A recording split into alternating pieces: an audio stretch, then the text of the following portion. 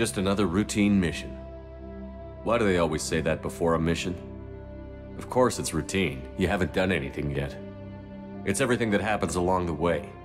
The choices you make, the paths you choose, that turn the routine into anything but. Of course, that's how it started. A routine mission, answering a distress call. And look where that got me. We were testing out the Normandy, Captain Anderson's new ship, when the distress call came in. An Alliance patrol on Eden Prime had been attacked. They'd seen something they couldn't explain. And whatever it was massive. I hit the ground with my lieutenant, Caden Olenko. A good kid, loyal, by the book, with a talent for biotics. We came across the lone survivor of the patrol, Gunnery Chief Ashley Williams. A soldier to the core. Tough, disciplined, ready to take on whatever came her way. Ashley joined up with us and took us to the spot where she lost her squad. That's when we saw it. The ship. Like nothing I'd ever seen. It was massive, scorching the colony and everything around it as it blasted away. We followed the path of destruction to an artifact, a beacon left by a long-dead race called the Protheans. The colony had dug it up, and whoever attacked them had tried to take it. Chief Williams made the mistake of getting too close. It hit her with some type of energy. I grabbed her and threw her out of the way. That's when it hit me. Hard. Every muscle in my body went rigid. I couldn't move, could barely breathe. Everything went black. And then I saw something. A vision. Dream. A nightmare. By the time I woke up, we were halfway to the Citadel on our way to meet the Council. I was expected to explain what I'd seen. Anderson came along. So did Adina, our political representative on the Citadel. With those two heavyweights, it seemed reasonable we could persuade the Council that the ship we'd seen was a potential threat, as was the individual behind the attacks. The main suspect for the Eden Prime massacre was a Turian Spectre named Saren. He'd been seen by one of the survivors from the colony at Eden Prime, and there was some evidence to suggest that the ship was connected to Saren. But even Adina's pointed accusations weren't enough to convince the Council. They just couldn't believe one of their chosen elite Spectres could be guilty of something like that.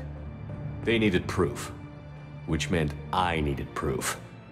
Fortunately, I wasn't alone in my search. Garrus, another Turian, wanted to help. A top agent for Citadel Security. Despite orders from his superiors that he shouldn't get involved, he told me he was suspicious of Saren, and he had some useful leads. More importantly, he was willing to share them. That led me to Rex, the biggest, nastiest-looking Krogan bounty hunter I'd ever seen. He turned out to be more than just a brute. It was his intel that led to a fugitive with incriminating evidence on Saren. The fugitive turned out to be an energetic little Quarian named Tali. A tech expert with a knack for hacking, she'd procured some information on Saren. Evidence that proved Saren was dirty. Tali's evidence proved that Saren was responsible for the massacre on Eden Prime, and that the immense warship we'd spotted was in fact Saren's flagship. But it went much further. Saren was trying to find a way to bring back a race of sentient machines from dark space. Machines allegedly responsible for cleansing the galaxy of all organic life. These Reapers were blamed for wiping out all life 50,000 years ago, including the Protheans, then disappearing back through the mass relays to dark space, leaving no trace they'd ever been. That explained why Saren was after the beacon, and it made some sense out of my visions. But not much else. We couldn't convince the Council that the Reapers were a threat, but they agreed Saren had to be stopped. They stripped him of his Spectre status and gave me the honor of becoming the first human Spectre. My first task? Bring down Saren. Anderson decided to stay behind, giving up his ship, the Normandy. He told me I would need it more than he would. He also pointed me in a direction. Liara, a Prothean expert, adept in biotics, and maybe most importantly, daughter of Benezia, Saren's top lieutenant. And like most Asari, as beautiful as she is intelligent, and born with a unique ability to meld with other species. Liara was able to help me decipher some of the vision the beacon had given me. Nothing concrete, but it gave me some clues. And a new appreciation for the Asari. Her technique for accessing my vision was unexpected, but not at all unpleasant. Ashley was a little concerned about the connection I shared with Liara. As commander, I knew either relationship had the potential to interfere with the mission. I told Liara about how I felt. Apparently, she'd felt it too. But we agreed we wouldn't let it get in the way of our mission. Finding Saren. Thanks to Liara's help, we had our next lead. Benezia. Saren had taken her to Novaria, where he'd enslaved a dangerous race of insect-like creatures, the Rachni. He ordered Benezia to use the same technique Liara had used on me to extract information from the Rachni Queen. The Queen's drones were everywhere, and they weren't happy. We had to fight through hundreds of them to get to Benezia. By the time we arrived, Saren was gone. With the information. I tried to reason with Benezia, but Saren had indoctrinated her. He had somehow acquired the ability to control people's actions and wills. Benezia wouldn't surrender, and Liara was forced to watch her mother die in her arms. And I was left with an angry, dangerous Rachni Queen to deal with. She claimed her drones would do no harm if I released her. But the Rachni had terrorized the galaxy before. I couldn't do it. I wouldn't doom an entire species for past sins. And the Queen was true to her word. She left and took her army of drones with her. With Saren's top lieutenant dead, it was quickly running out of time and places to hide.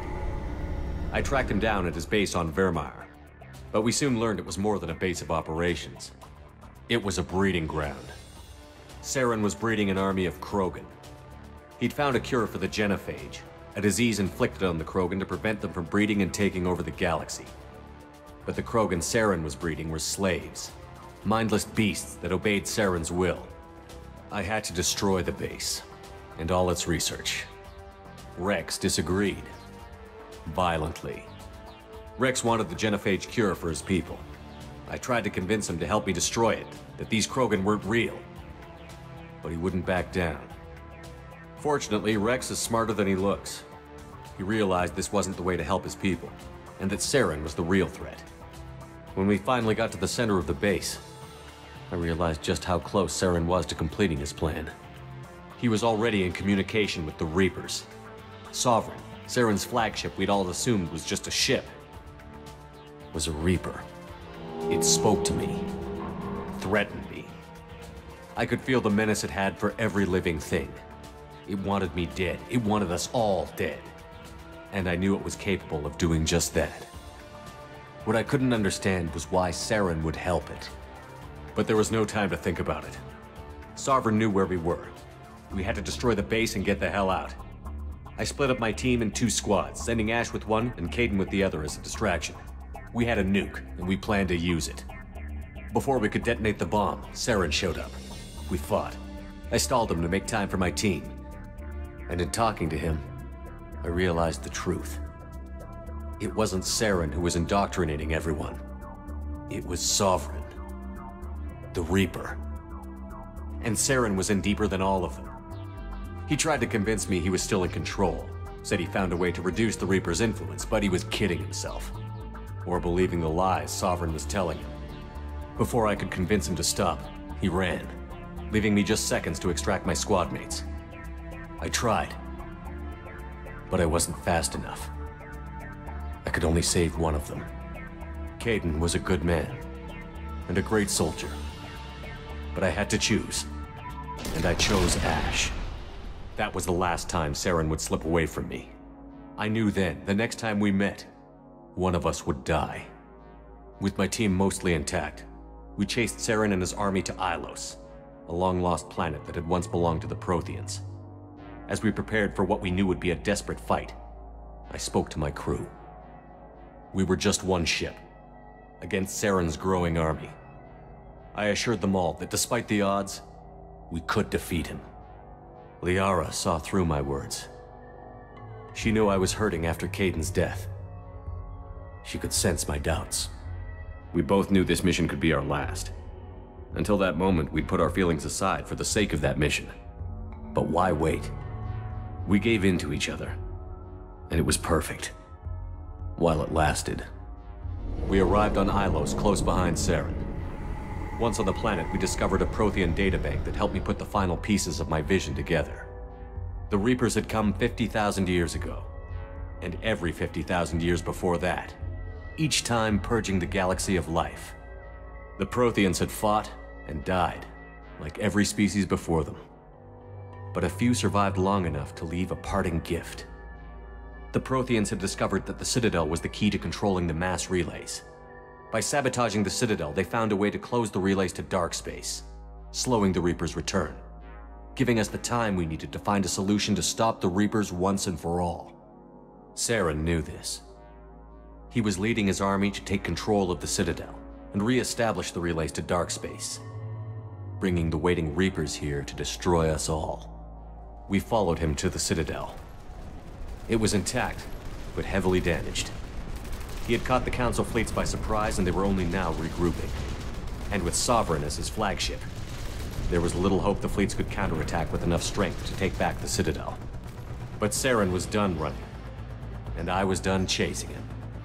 As the Alliance and Citadel fleets battled Saren's army outside, I cornered the Turian bastard in the Citadel tower and confronted him. He died believing that the Reapers would save him. As I fought to regain control of the Citadel, the Council's flagship, the Destiny Ascension, fell under attack. Despite Saren's death, Sovereign and Saren's army continued to fight. The Council was aboard the Destiny Ascension, and they were requesting assistance. But I knew in order to help them, I would have to put our Human Alliance fleet in jeopardy. The Council had to be saved. They represented the hearts and minds of the galactic community. Without them, the fleets would be in disarray. Even with the Citadel back in my control, Saren defeated, and the Normandy leading the combined galactic fleet, the battle against Sovereign, a single Reaper, was relentless. It took the combined fleets of humanity and the other races, but in the end, Sovereign fell. But the costs were immense. While humanity's efforts in the war earned us our first seat on the Council, it was a hollow victory. The Reapers were still out there. I knew the fight was far from over, but as the one who'd led the fight against Saren, I was given new responsibilities. The choice of humanity's first counselor was left for me to decide. On the one hand, Udina, the lifetime politician. Ruthless and ambitious, he would easily navigate the political landmines that would soon be put in front of him. The other choice, Captain Anderson, the career soldier. Tough but fair, but a friend, and someone I could trust. Both great leaders in their own right. Anderson didn't want the job, which was a sure sign he'd be perfect for it. No ambition to get in the way. The war was over. The threat had passed. In time, the Council would rebuild itself. The Citadel could be repaired. Even the pain of lost friends would fade. But none of that mattered if the Reapers were still out there. And if they were all as powerful as Sovereign, we had to find a way to stop them. I had to find a way. I gathered my crew, took my ship, and went in search of answers. Officially, the Council would only say I was assigned to cleanup duty, rooting out any remnants of Saren's army. Just another routine mission.